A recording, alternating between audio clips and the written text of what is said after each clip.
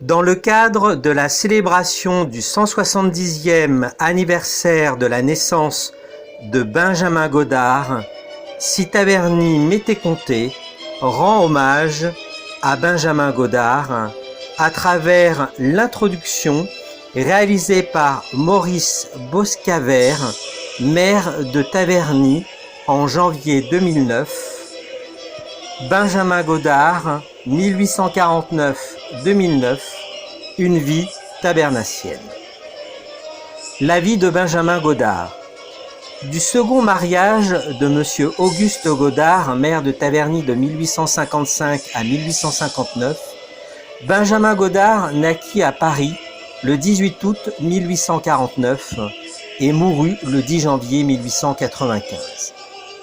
Sa vie n'est pas insérée entre ces deux dates, puisque ses œuvres nous sont acquises, vibrantes, encore de sa jeunesse et de sa science puisée aux meilleures sources de l'art et de la nature. On revoit les épisodes comme s'ils étaient d'hier. La naissance de Benjamin Godard, en pleine opulence, dans le château de Taverny.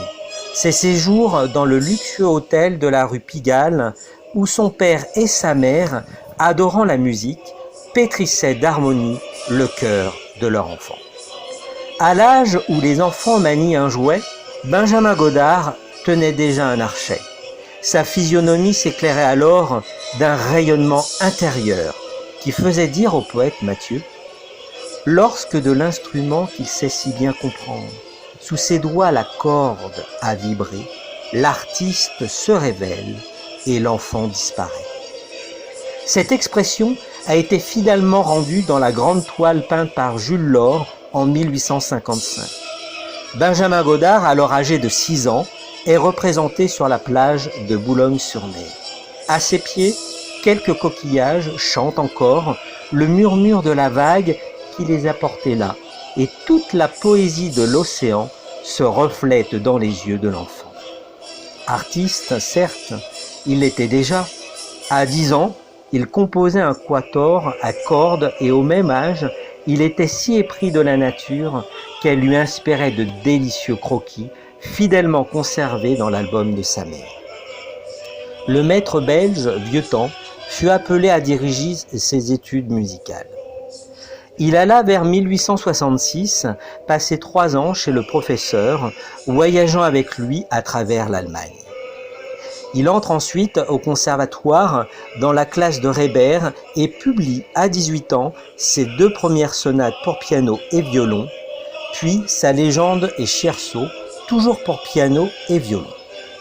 Raoul Pugnot et Max Vieuxtemps, ses 2 meilleurs amis, durent être les premiers confidents de ses œuvres, bientôt suivis de beaucoup d'autres. Sensible à toutes les poésies, Benjamin Godard écrivait souvent lui-même les vers auxquels il adaptait ses chants. À 17 ans, il parlait déjà du passé dans cette jolie romance « Te souviens-tu » dont il composa la musique et les paroles. Victor Hugo était son grand poète. Il aimait aussi Lamartine. Le théâtre de Meyerbeer avait ses préférences. Beethoven et Berlioz, dont il interprétait si bien le génie, étaient ses auteurs de prédilection. À Taverny, dans le château du Haut-Tertre, bâti sur les hauteurs dans les bois de Montmorency, il se pénétrait du charme de la nature. Pris souvent du désir d'exhaler toute la musique qu'il sentait monter en lui comme une sève trop féconde, il allait à l'église. Là, dans ce superbe monument construit au XIIIe siècle, il laissait ses doigts courir sur l'orgue. Sa prière puissante montait en accents larges, se mêlant au parfum de l'encens. C'est ainsi que, pendant plus de 15 ans, la population charmée entendait les orgues accompagner de façon magistrale toutes les cérémonies des jours de fête et les humbles prières quotidiennes. La guerre et ses conséquences changèrent la vie de Benjamin Godard, mais les événements n'eurent aucune influence sur sa nature. Perdu dans le rêve, il s'aperçut à peine de sa ruine financière et son âme continua son chant parce que la musique était l'essence même de sa vie. Sa facilité au travail était extrême. La liste de ses œuvres forme à elle seule un volume. Musique de chambre, musique de chant, de violon, de piano et grandes orchestrations. Il disait lorsqu'on incitait au repos: « Je ne me fatigue pas.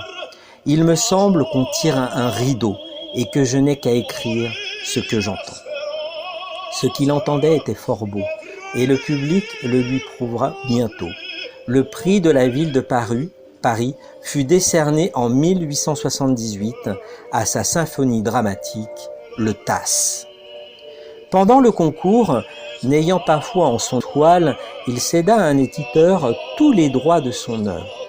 Le désintéressement très particulier du génie fut récompensé. Les applaudissements frénétiques, les ovations, les enthousiasmes furent le véritable prix de son ouvrage. La presse entière retentit de son nom après la première exécution du Tasse au théâtre du Châtelet le 18 décembre 1878. Le concours musical de la ville de Paris raconta le grand succès en ces termes. Le public, enthousiasmé, a voulu contempler son idole et bon gré mal gré, M. Benjamin Godard a été traîné sur scène par M. Colonne. La patrie, le Gaulois, la liberté, le soleil, etc.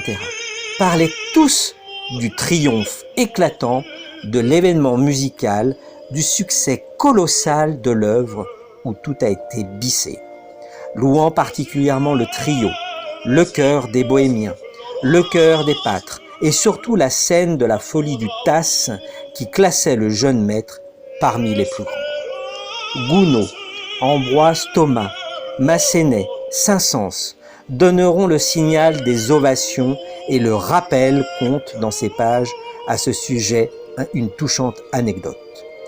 Gounod montrait un fougueux enthousiasme. Près de lui était assise une femme en deuil qui lui dit très émue: « Monsieur, laissez-moi vous remercier du fond du cœur. Je suis la mère de Benjamin Godard. » Gounod se tourna alors vers elle, sans réprimer l'élan de son admiration. « Madame, veuillez lui transmettre ceci de ma part. » Et il l'embrassa spontanément avec une cordialité respectueuse. Avec le Tasse, la voie était ouverte au succès qui alla en s'affirmant. Il écrivit la symphonie Diane, croyance humaine, mythologique, qu'il dirigea lui-même à Paris au concert populaire le 20 novembre 1871. Il composa ensuite les Guelfes. Cet opéra en 5 actes ne fut joué qu'après sa mort. Le théâtre de Rouen résonna longtemps du succès obtenu lors de la première représentation le 17 janvier 1902. En 1884, Benjamin Godard dirigea au Théâtre Royal d'Anvers la première représentation de son opéra en 4 actes, Pedro de Salamea. Vin Josselin joué au Théâtre de la Monnaie à Bruxelles en 1887 et à Paris en 1888. Il atteignit le sommet de sa gloire lorsque le 6 novembre 1896, Faure et Rosine Bloch interprétant son admirable symphonie légendaire.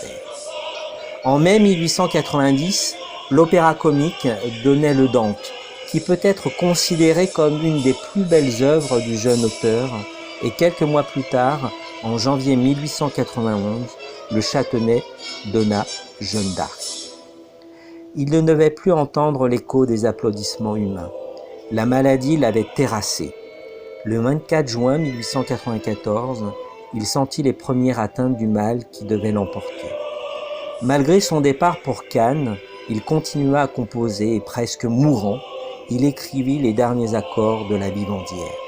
Il mourut le 10 janvier 1895. Paris ne voulait pas croire au douloureux événement et quelques mois plus tard, le succès de la Vivandière à l'Opéra Comique égala l'enthousiasme qui avait accueilli le Tasse. Toute la salle était debout, électrisée, applaudissant frénétiquement. Benjamin Godard avait fini la partition de la Vivandière 17 jours avant sa mort. Paul Vidal, en achevant l'orchestration, mit au service de son ami tout son talent et le souvenir de son cœur fidèle. La mère de Benjamin Godard ne put survivre à un tel fils. Elle ne verra pas le buste que l'on a élevé à Paris au square Lamartine. Cette consécration sera la joie et la consolation de sa sœur Madeleine Godard, dont la vie ne fut qu'un long culte à la mémoire de son frère bien-aimé. Maurice Boscavert, maire de Taverny, janvier 2009.